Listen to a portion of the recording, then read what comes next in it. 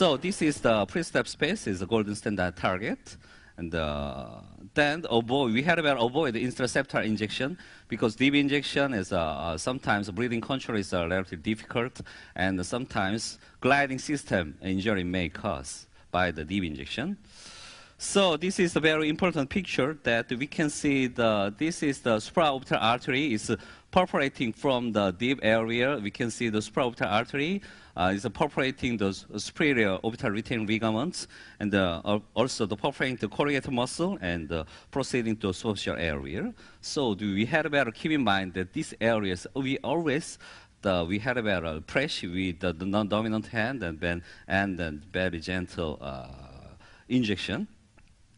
So this is the cadaveric study. We can see the supraorbital neurovascular bundle below the roof, and we can see the filler below the muscle. The roof says, but above the septum area. So my first choice is a very soft, very good tissue integration, and we had a very tiny amount, very slow injection, and check open and close eyes. And too much injection is not recommended because the puffy eyes or sometimes migration below the supratarsal reed crease. So next topic is eyebrow. Fortunately, the ideal female eyebrow aesthetics is not much different between the Caucasian and the Oriental person like this. So the eyebrow lifting the filler is very easy. Very easy. The main target is the lateral eyebrow because compared with the lateral part, medial part is very hardly smashed and highly muscle tissue, and the ptosis is not similar compared with the lateral part. The main part of the eyebrow lifting is the lateral part with the Ulthera or the bilateral volume or any HA filler. So this is my usual technique. The blue dot is the entry point of the cannula. My choice is a 25 gauge cannula. The depth is behind the muscle, very easy. And this is so-called the orbital roof area. And always lateral to the supraorbital artery like this. We always keep in mind this. And my first choice is the bilateral volume and sometimes bilateral intense like this. So this is my case. We can see the asymmetry of the eyebrow. So I only put the left side of the eyebrow with the bilateral volume, 0.3 mil. Left side only. Then we can see a little bit more symmetric eyebrow, the beautiful eyebrow result. And then the eyebrow first, always eyebrow first, then sunken eyelid correction. The eyelid correction with the bilateral soft, so 0.2 mil, very tiny amount, 0.2 mil per side. So this is another case. This is so-called A-frame deformities, another very good indication to filler with sunken eyelid correction. The main cause of the A-frame deformities are A-frame deformities, unbalanced absorption of the orbital rim, especially the superior medial portion. As you know, this is one of the cause of the senile change of the sunken eye. But anyway, her chief complaint is multiple eyelid very look exhausted in the afternoon after filler before and immediately after procedure look a little more not exhausted and animated appearance like this. Okay, this is another patient. The before and the profile view, we can see the natural eyebrow lifting and the natural beautiful convexity of the upper eyelid correction like this. So this is my first choice of the periorbital multimodality approach. The Ulthera first, and the filler, and then the toxin. If we want to perform the one day, actually the one day, the periorbital multimodality approach is not much problem, especially for our thick skin with also Asian persons, as you know. Anyway, the multi-level is the best choice, medium transducer and the sperm cell transducer, and three areas, eyebrow, the lateral orbit, and including infraorbital area. Sometimes medium transducer, 3.0 millimeter transducer, we can see a little satisfactory results. We can mild improvement of the raw eyelid fat bulging, even only with the medium transducer, as you know. So as you know, the Ulthera, most strong point of the Ulthera is we can see where we are treating. So the precise and fractional, the not bulking, hitting, and the treat at the multiple depths, and we can bypass the skin surfaces, you know. So this is the multi-orbital, multimodality approach. Ulthera first stimulate orbital septum with a medium transducer and stimulate the orbicularis oculi muscle and the frontalis and the skin rejuvenation with the superficial transducer, and then the filler correction with the bony rim and periorbital fat, such as orbital roof and the SUF, and then geomin relax the periorbital muscle relaxation like this. And then let's transfer to the theotroph and the mid-cheek augmentation. As you know, all the KOL doctors almost well know about that. Superficial fat compartment here, and then the fat compartment here. This is the, as you know, the detrused facial artery or duplex angular arteries can be observed in about 12 or the 20% of the cadaver specimen. This is a little bit more different between the paper. Anyway, about the 12% and about 12 to 20%, this is the variation of the facial artery. So this is, we had to keep in mind that. So if we want to do deep injection with the needle, sometimes we can puncture this, the very variated branch of the facial arteries, you know. So we always keep in mind that the superficial and the deep septo-ligamentous septum system is not separated. This is a very close relationship like this. So this is the theotroph ligaments, and the superior orbital retaining ligament is here, and the zygomatic ligament is here. The main cause of the mid-cheek crease, or as you know, the Indian band, that this is not one tissue. Deep area we usually call the zygomatic cutaneous ligaments, the very continuous with the superficial area. Superficial area ligamentic tissues we usually call the superficial cheek septum. This is not separated. They are very close relationship like this.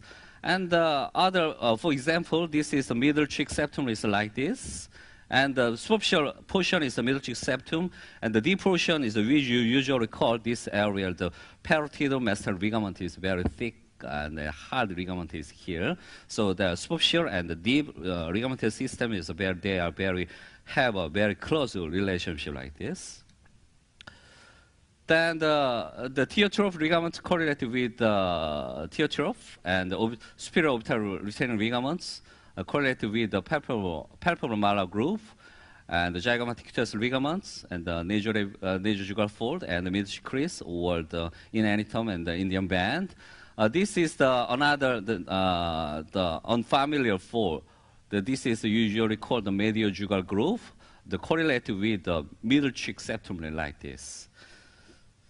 So this is the nasolabial fold. This is the mediojugal fold. This is correlated with the middle cheek septum.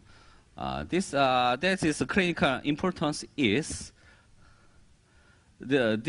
some patient, all the patient of the angular vein, and about the 20% of the patient, the variation of the facial artery. Sometimes duplex angular artery, sometimes detour facial artery. The terminology is anyway. But so the 12% is along this middle cheek septum. This fold is the mediojugal groove. So she always keep in mind that this angular vein or the detoured facial artery is running from the deep subcutaneous tissue anyway. So this is a young patient on theotroph. No space between the orbital rim and between the medial SUF and the medial cheek fat. This is the initial theotroph. The medial cheek fat downward, a little bit more downward, and created a little bit more maxillary bone exposure. And advanced theotroph, a little bit more downward of the deep medial cheek fat and the medial SUF, a little bit more the maxillary bone exposure, a little more wide area. So the theotroph correction are very easy. I can see a little bit more in my live injection. But entry point you can make anywhere. But always must be lateral to the medial jugal groove, because this is the angular, all the patient of the angular vein, and the 20% of the detoured angular artery is along the medial jugal groove like this. So this is the angular vein and the detoured facial artery, and then sometimes, as I told Rangsiman said, that infraorbital artery perforating branch is here. So the if we want to do deep injection, cannula will be much better. So, but if we want to use the sharp needle, maybe it must be remain in the superficial fat areas are a little bit more safe, as you know. So then I would like to share the periorbital multimodality study with March, and I have performed the prospective and non-interventional open-label study. I have finished the 20 Korean women to multimodality approach, the Ulthera first with dual transducer and the Verotero filler, injection of filler eyebrow, and the sunken eye and teardrop, and the geomin to relax the periorbital muscle.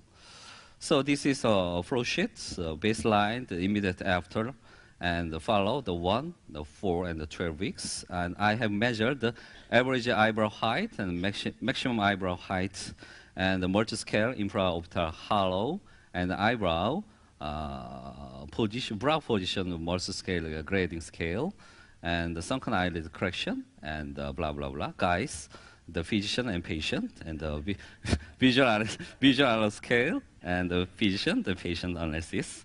Okay, this is my flow chart. This is one of my volunteers. Very interesting result I could find. This is the before and the immediate after procedure. Average eyebrow height, maximum eyebrow height. So we can see the immediate effect of the eyebrow height increasing, and the infraorbital hollow multi-scale change from 2 to 1 scale, and the guys of the patient and the guys of the physicians very much improved state, and visual analog scale to periorbital global area and the eyebrow, the sunken eye, infraorbital hollow, the visual analog scale improved more than 3 score. Very interesting, the good result, very natural result, I think. Then the follow photo and the 1 week, and the 4 week, and the 12 weeks.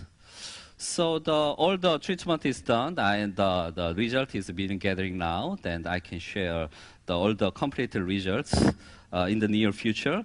But very good, interesting. I can share the combination effect on the eyebrow height with the Ulthera and the Verotero and the geomin toxin. So I think that this is the analysis about the average eyebrow height and the maximum eyebrow height. We can see the before and increasing immediate after procedure, and slight decrease in the 1 week, and increasing again until to the 12 weeks. So I think that the result of the immediate after the procedure, this is the main reason is Ulthera treatment of muscle stimulating the twitching effect, and we can see also the Verotero muscle immediate elevation effect due to the orbicularis oculi muscle extension effects. Then after 1 week, the slight degree of the swelling decrease, and the geomin effect start. The 4 week, and the filler and geomin effect sustain. And the 12 weeks, we can see the a little bit more increasing effect, mainly due to, I think, that Ulthera effect of the sustained neocollagenesis effect, I think. So in my conclusion, like this picture, with multiple portfolio, the Ulthera treatment, the Verotero, the geomin to relax the periorbital result, we can make very beautiful and very natural and safe results also over mid-aged Asian persons. Thank you very much for your attention. Thank you very much, Dr. Park.